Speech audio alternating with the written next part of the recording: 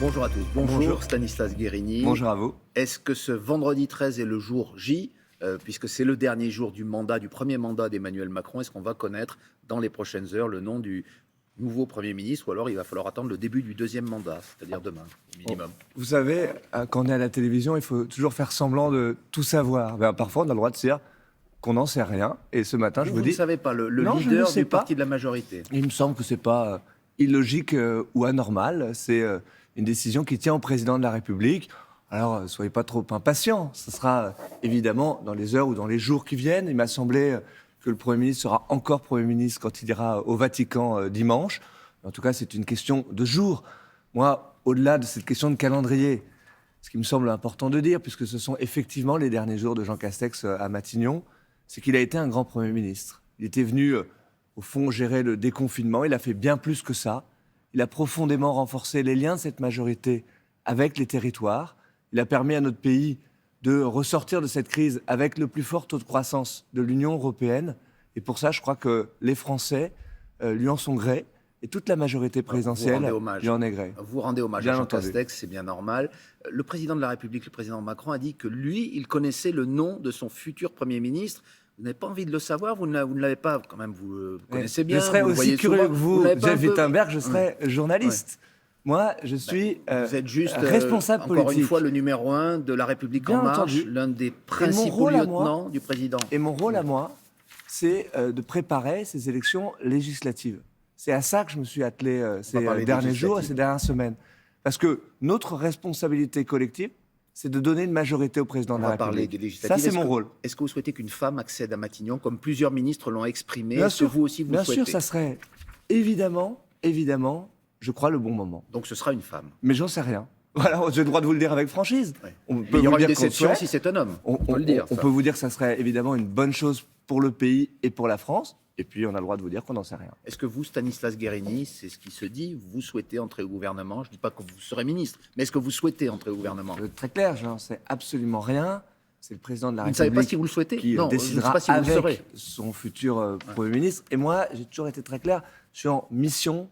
Je l'ai été pour la réussite du premier quinquennat. Je l'ai été pour la réélection du président de la République. Et nous avons réussi à le faire. Parfois, quand on écoute les commentaires des uns et des autres, on a l'impression qu'il aurait perdu. Alors, rappelons-le. C'est lui qui a gagné cette élection. Et après, moi, je suis là, quand on fait de la politique, pour essayer d'améliorer la vie des gens. Si on vous appelle, vous ne direz pas non. Moi, je dis les choses extrêmement clairement. Quand vous posez la question à quelqu'un qui fait de la politique, qui a envie d'améliorer la vie des gens, s'il a envie, au fond, d'avoir une fonction exécutive et qui vous répond non, souvent il vous fait de la langue de bois ou alors il faut qu'il change de fonction. Et pourtant, M. Guérini, le président aurait essuyé quelques refus pour ce poste de Matignon. On a cité des noms, la socialiste Valérie Rabault, la chef d'entreprise Véronique Bédague. Pourquoi c'est si dur pour le président trouver l'oiseau rare, si j'ose dire? Est-ce que, pour reprendre la formule de Jean-Luc Mélenchon, est-ce qu'il a du mal à trouver, dit Jean-Luc Mélenchon, le prédécesseur de Jean-Luc Mélenchon? C'est ce qu'il dit.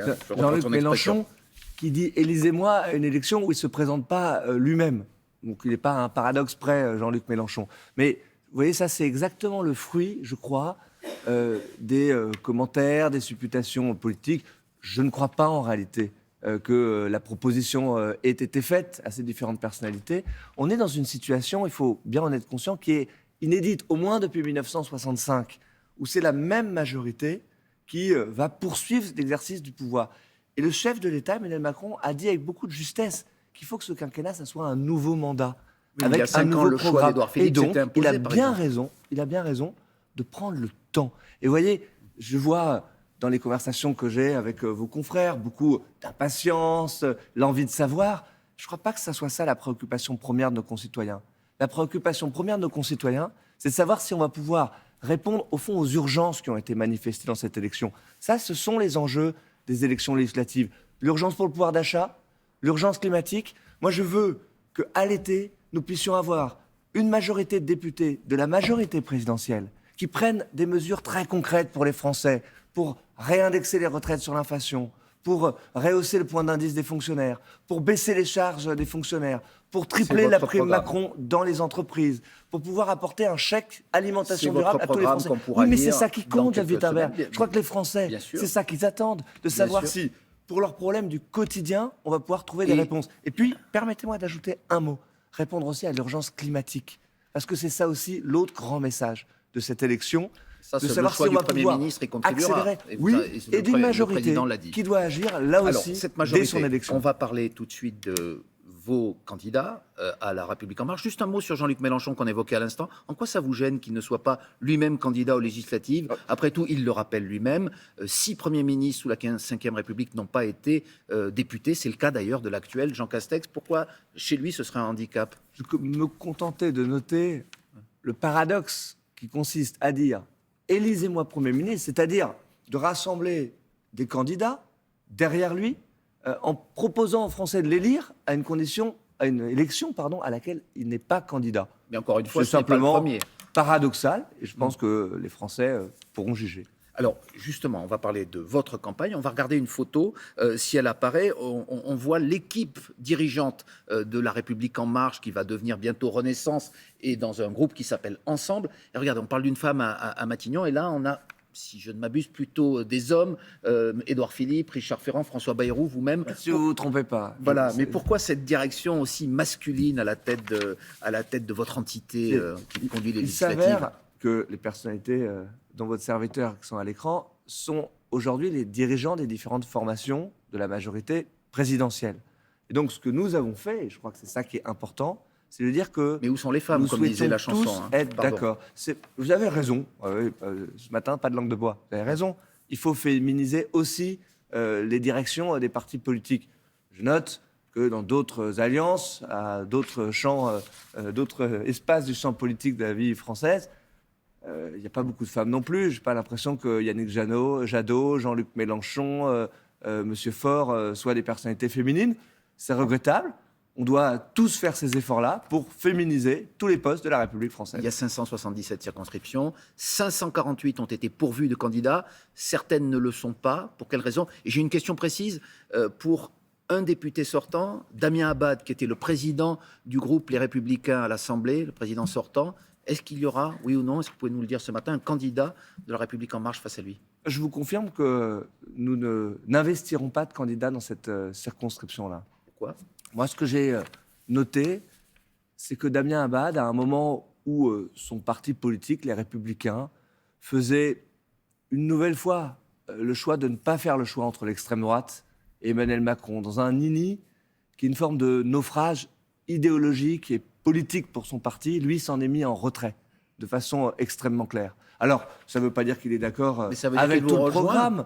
Ça ne veut pas dire qu'il est d'accord avec tout le programme porté par le président de la République. Sinon, il nous aurait rejoint, il serait investi par la majorité présidentielle. Mais c'est tout comme, si vous ne présentez pas de candidat face à lui. Je crois que ça rend tout à fait explicable le fait de ne pas mettre de candidat face à Damien Abad.